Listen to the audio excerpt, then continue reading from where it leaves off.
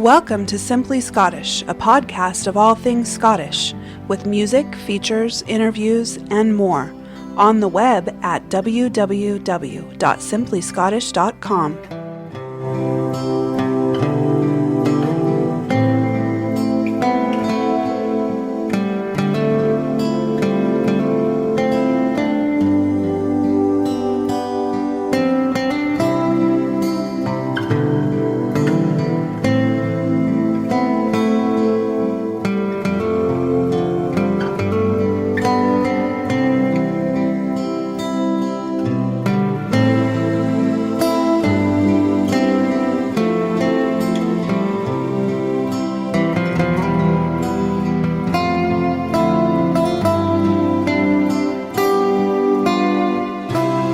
Welcome to Simply Scottish, the half-hour show of Scottish topics and music.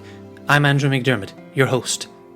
On this episode, part 2 of a series, we're highlighting more key moments in Scottish history by sharing shortlisted entries from our Moment in Scottish History contest. At simplyscottish.com, you'll find an episode guide to every show we've produced, including music playlists and links to other resources on the web. You can also read the Simply Scottish blog and email us. That's on our website, www.simplyscottish.com. We're also on Facebook and Twitter. Get Scottish news, photos, trivia, and show updates at facebook.com/simplyscottish or twitter.com/simplyscottish. Let's start with music. This is Catriona MacDonald with a medley that includes the Monday Morning Reel and Islay's Trip in Germany.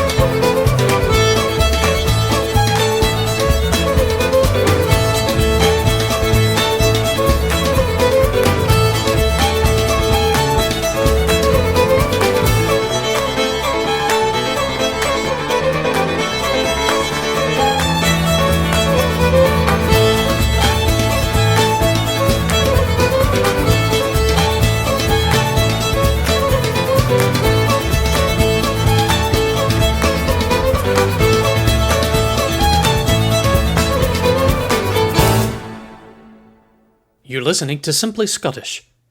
In 2013, we held a contest called A Moment in Scottish History in association with BBC Home Entertainment. To enter, participants needed to choose a single moment in Scotland's history and communicate it creatively, clearly, and accurately in 60 words or less. A number of entries were submitted, spanning over 1,500 years. A grand prize winner and a short list of 15 finalists were chosen to be featured on the show. Put together, these 16 entries capture some of the most important moments in Scotland's long and colourful history. On a previous episode, we looked at the first 8, ranging from Rome's attempts to conquer the Caledonians to the cusp of union with England. On this episode, we'll look at the second 8, from the Battle of Culloden to the opening of the Forth Road Bridge. Our first moment is brought to life by Val Polar in Falkirk, Scotland. The sun was bright. Despite its warmth, a shiver shook my spine. That day I walked across the moor they call Culloden. The morbid air possessed me, charged with sighs of lost souls who linger, dreams gone sour. I turned, retreating from this wilderness of futile war, and never will I go again to that hell on earth, Culloden. The Battle of Culloden, fought on April 16, 1746, was the last pitched battle fought on British soil. It pitted a Jacobite force comprised of Highlanders, some Lowlanders, and some French against a government force of mostly English and some Scots and Irish. The Jacobites were led by Prince Charles Edward Stuart, or Bonnie Prince Charlie, a claimant to the throne from the House of Stuart. The word Jacobite comes from the Latin Jacob, or James, a popular name for the Stuart royal line. The uprising of 1745 was the last of a series of attempts to overthrow the House of Hanover and restore the Stuart kings to the thrones of Scotland, England, and Ireland. After advancing into England, the Jacobites returned to Scotland and met the government forces near Inverness in the Highlands. The government army, led by the Duke of Cumberland, was larger, more provisioned, more organised, and likely more rested than the Jacobites. The battle occurred on the marshy fields of Culloden. It was short and bloody. Without being able to establish a Highland charge or engage in guerrilla warfare, the Jacobites were quickly overwhelmed by government artillery. In the space of an hour, between 1,500 and 2,000 Jacobites were wounded or killed, as opposed to the government's 50 deaths and around 300 wounded. The aftermath of the battle was equally brutal, as Cumberland the Butcher ordered survivors to be hunted down and killed. Many innocent people in the region were killed or harmed, homes were burned, and livelihoods dashed. Some Jacobites escaped, others were executed in England. A number of them fled to the Americas or served in other campaigns in Europe. Prince Charles escaped and went into hiding, eventually ending up back in France, never to return to Scotland again. Soon after Culloden, laws were passed that banned Highlanders from wearing clan colours or bearing arms. The Gaelic language was marginalised by officialdom. Clans lost land and power.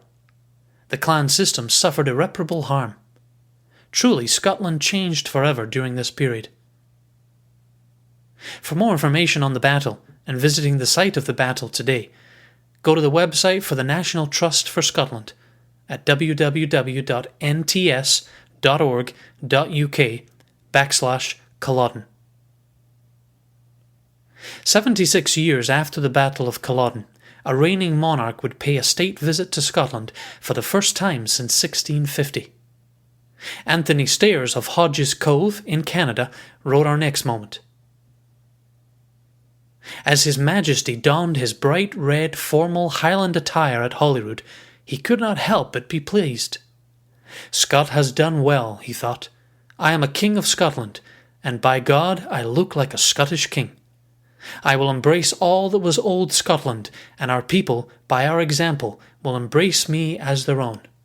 In 1815, George IV, Prince Regent at the time, invited Walter Scott to dine with him. He wanted to meet the author of Waverley, Scott's widely popular historical novel about the Jacobite uprising of 1745. In 1821, George IV was crowned king. In an effort to ease unrest and tension in Scotland over calls for reform, plans were brought forward for a state visit to Scotland. Scott took the opportunity to prepare a grand pageant for the occasion, an effort designed to give ancient Scotland rebirth and rebrand the parodied king as a stately gentleman and new Jacobite king that the people of Scotland would be proud to support. The king placed an order for over £1,300 worth of Highland outfit in the bright red royal tartan that would later be known as the Royal Stuart plaid. Scott ordered that all men attending the grand ball would be wearing the Highland dress as well. At this point, the kilt truly became the national dress of Scotland, as a large number of Lowlander nobles scrambled to outfit themselves in what was so recently considered an outlawed and primitive garb. The king arrived in Leith and led a procession through Edinburgh, where he was presented with the keys to the city. He was treated to Scottish country dancing, presentations of clans, traditional music, and even a production of Scott's Rob Roy at the theatre. The whole affair was beneficial as a whole for Scotland. An increase in goodwill resulted, as well as renewed interest in clan heritage, the kilt, and tartans that continues today. With all the pomp and circumstance of George IV's visit, there was probably little opportunity to address the Highland Clearances, which had been going on in the Scottish Highlands for decades. Philip MacEachin of Tor, Scotland, brings this moment into focus.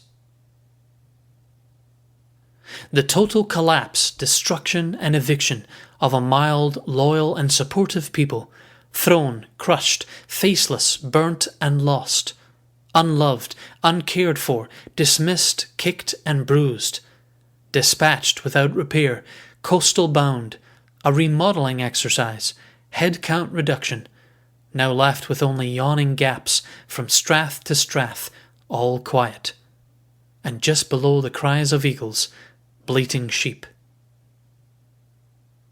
The outcome and aftermath of the Battle of Culloden would forever alter the Highland and clan way of life.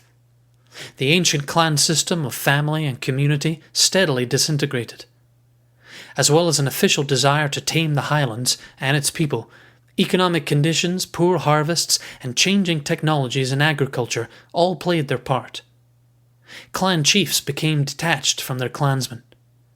Between 1775 and 1850, chiefs and landlords began forcibly evicting large numbers of Highland families from their townships and homes during a period known as the Highland Clearances. They were making way for Cheviot sheep, whose hardiness to Highland conditions and large quantities of quality wool made them excellent moneymakers. Tenants were relocated to coastal settlements, forced to adopt a new way of life or migrate to the lowlands or abroad in search of a better life. Within 50 years, the Highlands became one of the most sparsely populated areas in Europe. A number of resources are available to learn more about the Highland Clearances. One website, www.highlandclearances.co.uk, is produced in association with the Highland Council and contains lots of useful info and links. That's www.highlandclearances.co.uk. Here's music now from Chris Lee, an American singer-songwriter from North Carolina. From his album Bury the Kings, this is Culloden.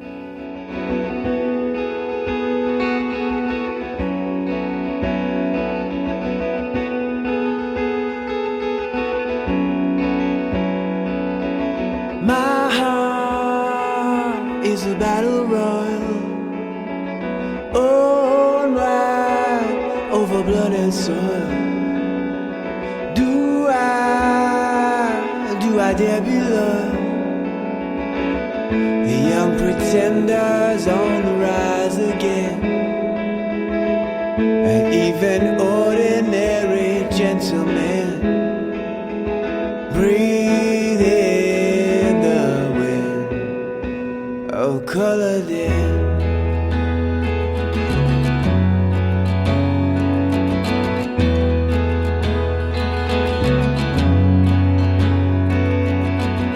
Souls repeat history. Indeed, there's a tragedy.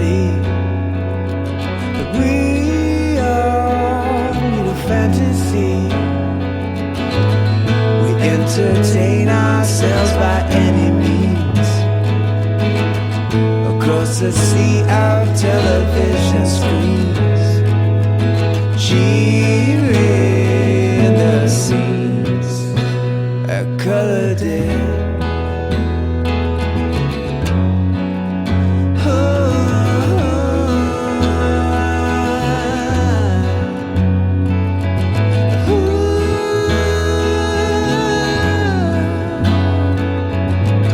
How many better angels took a dive in 0361 or 45, buried alive?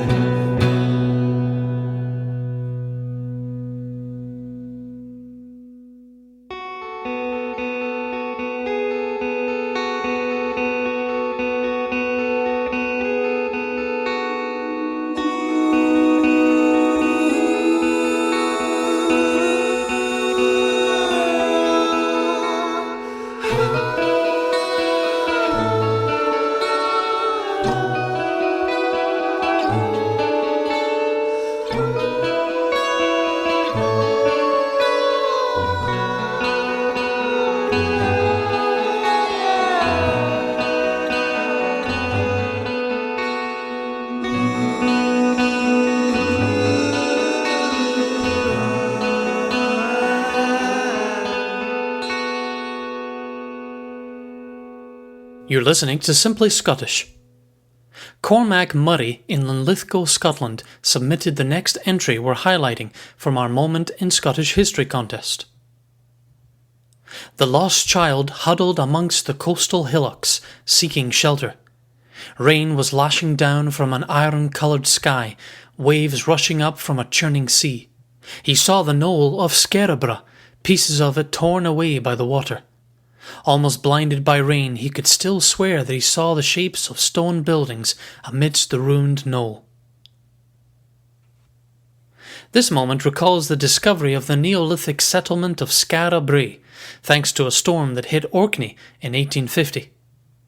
The aftermath of the storm revealed the outlines of the buildings in the settlement, sparking a series of excavations in the 19th and 20th centuries. First thought to be a pictish settlement from the Iron Age, radiocarbon dating in the 1970s confirmed that the village was actually much older, dating from between 3200 BC and 2200 BC. Today, Skara Brae survives as 8 dwellings, linked together by low covered passages. Each square room contains a central fireplace, a bed on either side, and a shelved dresser on the wall. Inhabited for around 600 years, the settlement was hidden from view for over 40 centuries. Today, the site is managed by Historic Scotland. Visitors can enjoy a fascinating glimpse into life around 5,000 years ago. A visitor centre features touchscreen presentations, resources for children, and displays of artefacts uncovered during the excavations. Find out more about this World Heritage Site at www.historic-scotland.gov.uk. Our next featured moment brings some much-needed humour to our survey of Scottish history. It's written by Katie Murray in Falkirk, Scotland. The shackle pressed around his foot, discordant screeching tore at his ears. The creature was furry and feathery all at once, with hardly enough blubber to combat the cold.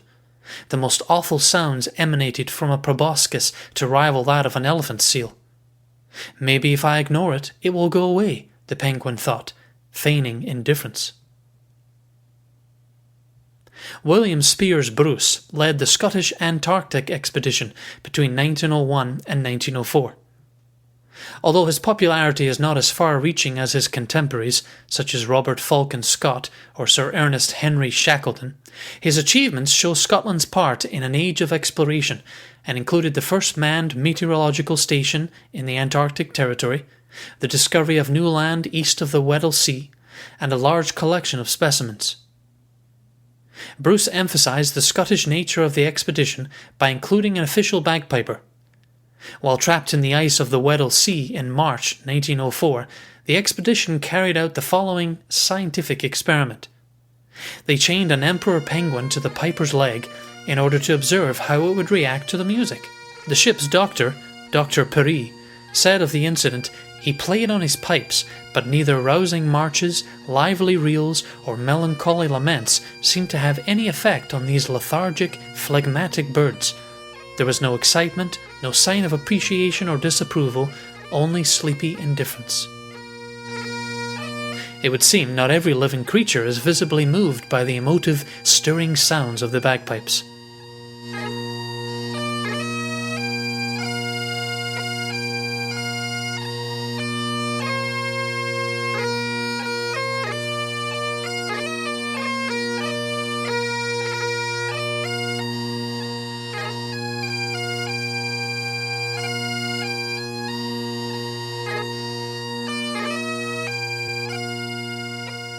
Our next moment comes from Morag Campbell in Dundee. The marble pillars were untouched. Chandeliers still shed splinters of light across the blackened hallway. But the scorched remains of the fine oak staircase bore witness to the explosion. The evidence was clear: a paraffin-soaked handbag, a lady's umbrella, the sighting of 2 suspicious-looking women, a message: Farrington Hall, a protest against British tyranny. Blame Asquith and company. Suffragettes. At the turn of the century, unrest was growing among circles of women from all backgrounds. Denied full voting rights or the right to pursue the same education opportunities as their male counterparts, groups began to form, some peaceable, others militant. In 1903, disappointed by the slow progress of non-violent protest, Emmeline Pankhurst and her daughters founded the Women's Social and Political Union in Manchester with the slogan, "Deeds, not words." They became known as the Suffragettes. Scotland soon became an important stage for the movement, with suffragettes like Flora Drummond leading the cause. Property was vandalised, meetings were disrupted, and women went on hunger strikes. Ethel Moorhead, the daughter of an army surgeon, became the first Scottish woman to be force-fed in prison. She threw an egg at Winston Churchill, an opponent of women's voting rights, and was jailed for breaking a glass case at the Wallace Monument. During the First World War, most suffragettes suspended their campaigns, and women played a valuable role in the war effort, occupying jobs that were once the domain of men. Legislation in 1918 and 1928 finally brought what the suffragettes had been fighting for: full voting rights for all women aged 21 and over. Campbell's submission refers to the destruction of Farrington Hall, one of Dundee's great mansions owned by the city's wealthy jute barons.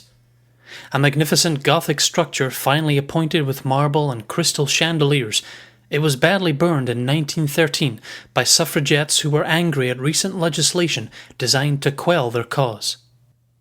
Back to music now, with Moira Kerr singing the classic song Loch Lomond.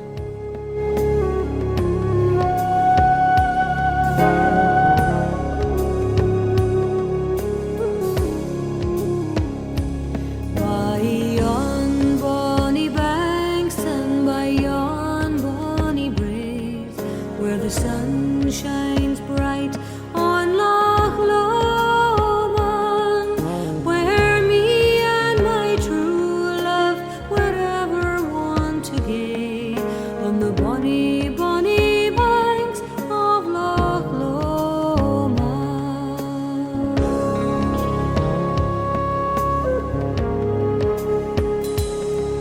For you'll take the high road and I'll be in Scotland afore ye, but me and my true love will never meet again on the bonny, bonny banks of Loch Lomond.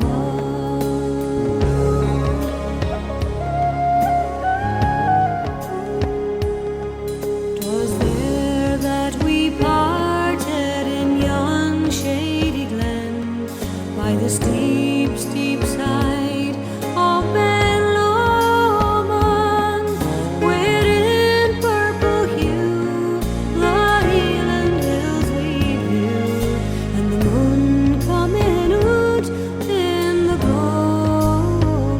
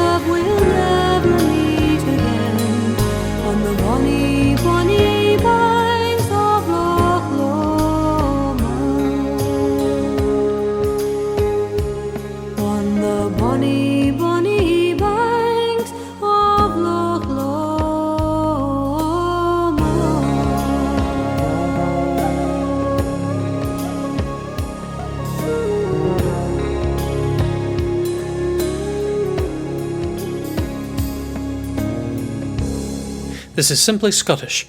On this episode, we're featuring more finalists from our Moment in Scottish History contest. Our next finalist entry is a moment from World War II, submitted by Norman Clark of Kirkcaldy, Scotland. Across the open front door, a banner. Welcome home. Over the threshold steps a thin young man who had left in 1939, then 19, and now returns for the first time in 1945. With the BEF to France, captured with thousands of other Scots, 5 long years as a POW in Poland. Not special, never discussed. This moment actually belongs to Clark's father, one of many Scots whose lives would be forever changed when they fought in the Second World War. Clark's father was part of the British Expeditionary Force, a preemptive defence started in 1938 and deployed to France in 1939 and 1940. Pushed back by the German forces, the BEF evacuated at Dunkirk.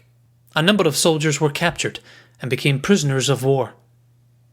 All told, Scotland lost over 50,000 souls in the Second World War. Our last moment is a moment of national pride in Scotland. It was submitted by Robert McEwen in Dunfermline. I had watched and photographed the building of the Forth Road Bridge from the positioning of balloons to show its line until its opening on a misty morning in September 1964.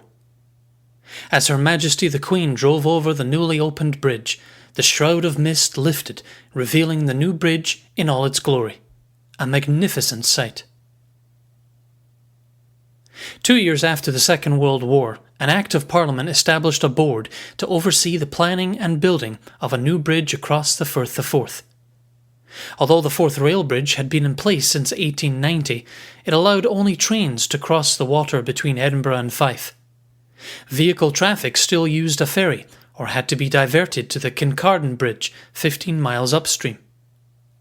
In 1958, construction began on the Forth Road Bridge. When it opened in 1964, it was the longest suspension bridge outside the United States, and the 4th longest in the world. Finally, a dedicated corridor had opened up between southeast and northeast Scotland. A 24/7 crossing for goods, tourists and commuters. Today, work is underway on a new bridge to span the Firth of Forth, set to open in 2016. To learn more about the bridges spanning the Forth, listen to Across the Forth, an episode of Simply Scottish available on iTunes and at our website www.simplyscottish.com. More moments illuminating Scotland's history are featured in part 1 of this series. Thanks again to everyone who entered our Moment in Scottish History contest, and congratulations once again to Thor Ewing, our grand prize winner. You can hear Ewing's winning entry in part 1 of this series. That's it for this episode of Simply Scottish. Share your comments on this show and listen to other episodes at simplyscottish.com. And if you enjoy the music on this episode, enter our monthly music giveaway for a chance to win a free Scottish album of your choice from over 4,000 to pick from. That's sponsored by MusicScotland.com. You can enter online at www.simplyscottish.com. We'll close with music from Breabach. From the album The Big Spree, this is The Rolling Hills. I'm Andrew McDermott. Let's connect again soon to celebrate more of all things Scottish.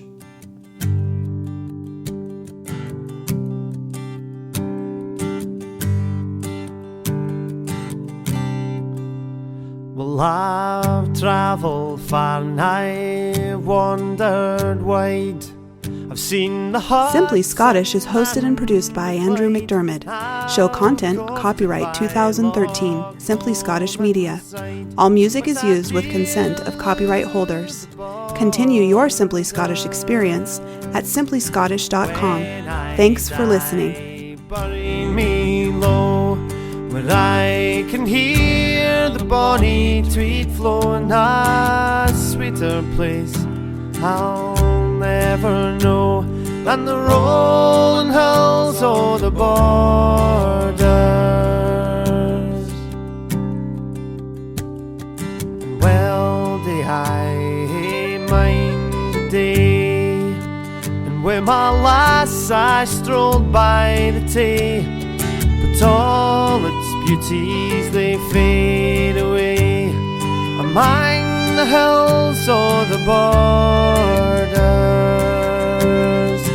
When I die, bury me low, where I can hear the bonny Tweed flow. A sweeter place I'll never know than the rolling hills or the borders.